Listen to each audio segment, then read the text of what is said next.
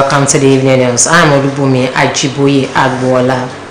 Nigeria Labour Unions commenced nationwide protest today, and the president of the Nigeria Labour Congress, Joe Ajaero, spoke with journalists in Abuja as workers hit the streets across the country. Mr. Ajaero said there were some hindrances in the commencement of the protest in some states, adding that protests had taken off in all states as security agencies provided adequate protection of lives and property. It will be recalled that workers announced a nationwide protest today to demand a reversal of fuel price increment and other policies by President Bola Tinubu's government.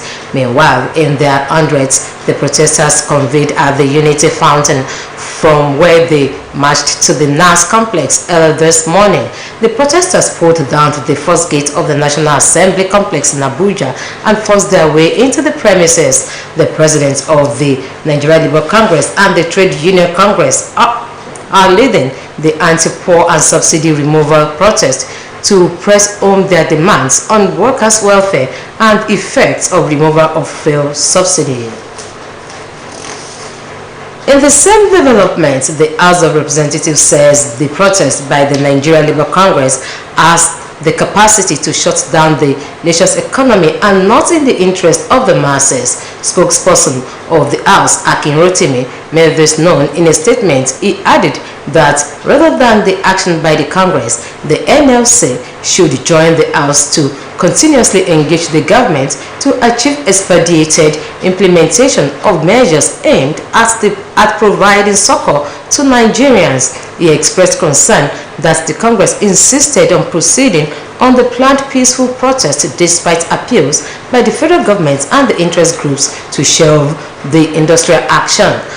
According to him, building a progressive and prosperous nation requires hard and far-reaching decisions which must be taken in the collective interest of the people, and he reasoned with the decision of the federal government to take the bull by the horn in the interest of long-term economic growth and stability.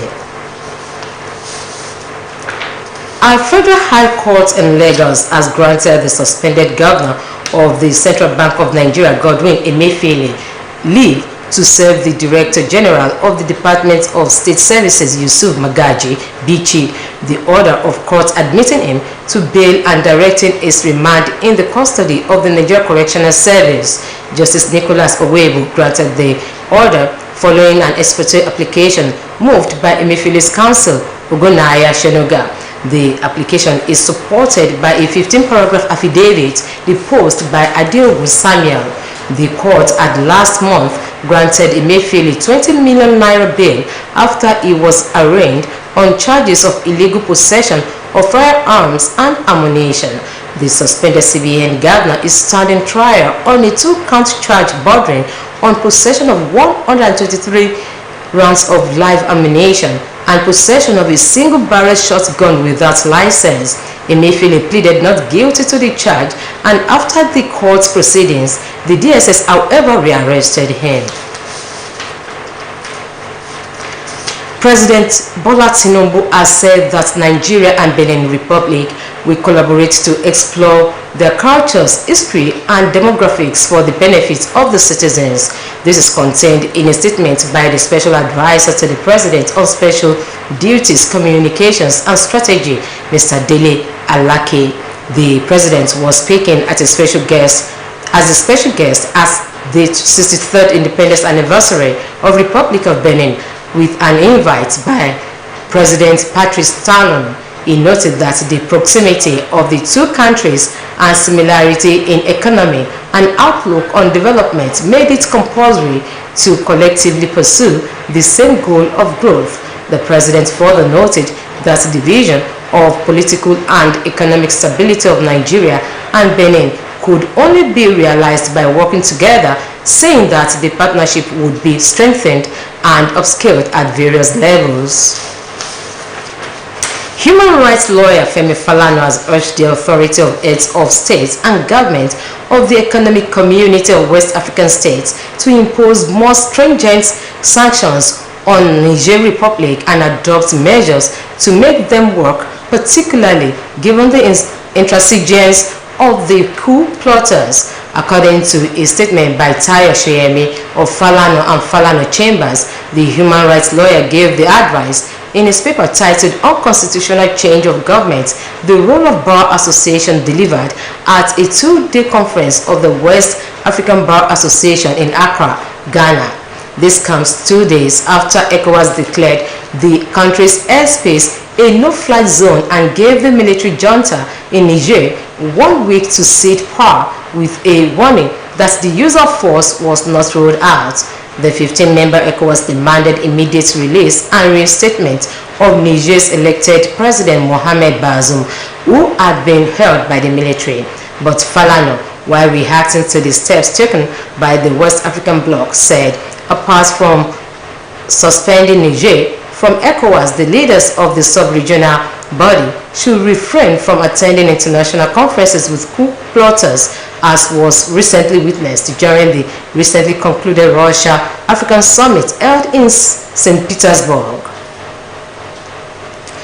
The United Kingdom Foreign Secretary James Cleverly has said that the UK aligns with the stance taken by economic of West African states on the military coup in Niger Republic, which ousted Mohamed Bazoum. Cleverly said this while briefing journalists shortly after an audience with President Bola Tinubu at the Aso Rock Villa, saying President Tinubu's indeed decisive action is strong commitment to democracy and the unambiguous message that violence is not the means to bring political change in any circumstance. He pointed out that his country recognizes Bazoum as the legitimate president, while the bloc should explore all measures necessary to restore democratic governance in Niger. Meanwhile, aside from the 7-day ultimatum, the ECOWAS authority at the summit also imposed immediate sanctions on Niger, including the closure of land and air borders between member states and the country.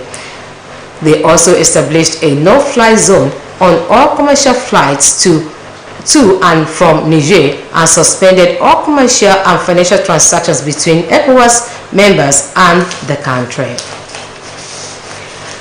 The Nigeria Safety Investigation Bureau has commenced investigation into an helicopter crash with nationality and registration marks 5NCCQ at Oba Akran area in Ikeja, Lagos.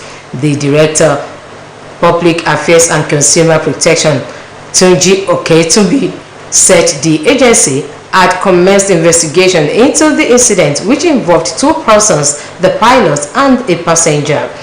Reports indicated that the aircraft was being operated by Air Force Hospitality and Tours, and the incident happened during a test flight. It was gathered that the crash sent the area into panic following the explosion, as residents were seen running helter-skelter as they scampered for safety.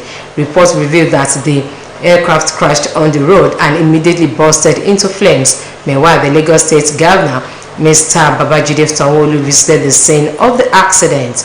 The governor, who noted that the cause of the crash had yet to be known, commended residents of the area for their quick response to save the lives of the victims.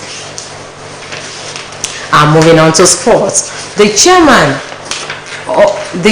House of Representatives Committee on Sports, Honorable Ekene Adams, has reviewed the committee's plan to build sports facilities across the 774 local government areas in Nigeria. This was reviewed at the committee's media parley held in Abuja. The lawmaker called on all sports stakeholders in the country to come together and embrace peace for the growth and development of sports in the country, in making sure that the agenda of building at least 1 sports facility in a local government area is achievable. He assured that for wider consultation, doors will continually be opened to every stakeholder to offer bits and pieces of advice to prefer solutions in reclaiming the country's lost glory in sports. Honorable Ekene equally congratulated Nigeria's national women's basketball team, the Tigress, as well as the women's national football team, the Super Falcons, for progressing to the quarterfinal at the ongoing 2023 AfroBasket in Rwanda, as well as the FIFA Women's World Cup in Australia and New Zealand, respectively. While on the foreign scene, a typhoon has lashed southern Japan, forcing evacuations and cutting off power to 1/3 of homes on the Okinawa Islands. The third typhoon, known as slow-moving Kannon, has hit East Asia in as many weeks and threatened to worsen the heaviest rain in Beijing in more than a century. The deluge has killed at least 34 people in China so far, while experts say that the extreme weather events will become more frequent because of global warming. It was learned that Kannon follows two other typhoons, Talim and Doksuri, a superstorm which also drenched the Philippines and Taiwan, killing more than 30 people in the last few weeks. It was expected to make landfall on China's northeast coast, but forecasts say it is more likely to turn towards the Japanese mainland without hitting China. Japan's tropical Okinawa Islands are expected to face the brunt of Kannon's gusts today.